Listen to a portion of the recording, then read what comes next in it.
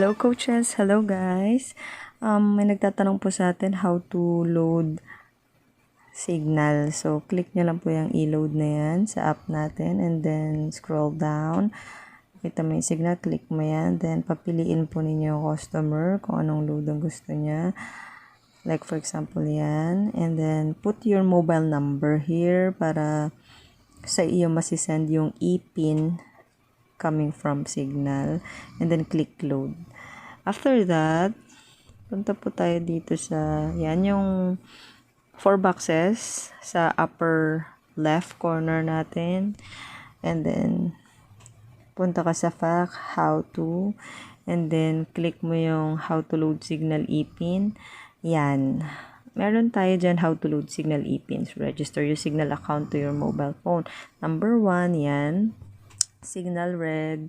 Tapos yung account number. Tapos ito na naman yung pangalawa, yan, Signal. Tapos yung PIN. Tapos number 3, for both commands, send to, yan. Yung mga command na yan na sinabi 1 and 2, isisend natin sa 5353.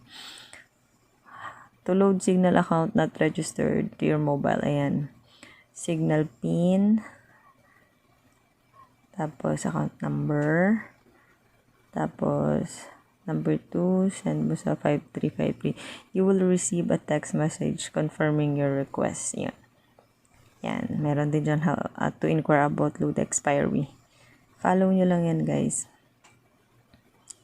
Ayan, nandyan lahat. Ayan. How do I find out my smart card serial number? Ayan, o. Tinuro rin dyan. Nandito lang lahat sa app, guys. Tapos, kung gusto nyo naman, para hindi ka na mag-text, you just go to Signal Web Loading, yung pinakataas, click mo lang yan. Then, lalabas na yung web loading tool natin. Lagayin nyo dyan yung prepaid account number ni customer. And then, yung PIN na sinend sa'yo ni Signal. And then, just copy the image above. Yan, age. Caps lock siya lahat, guys, no? So, gayahin lang natin siya. And then, isend po natin. Submit. Wow! Okay na po siya. Thank you so much, coaches. God bless.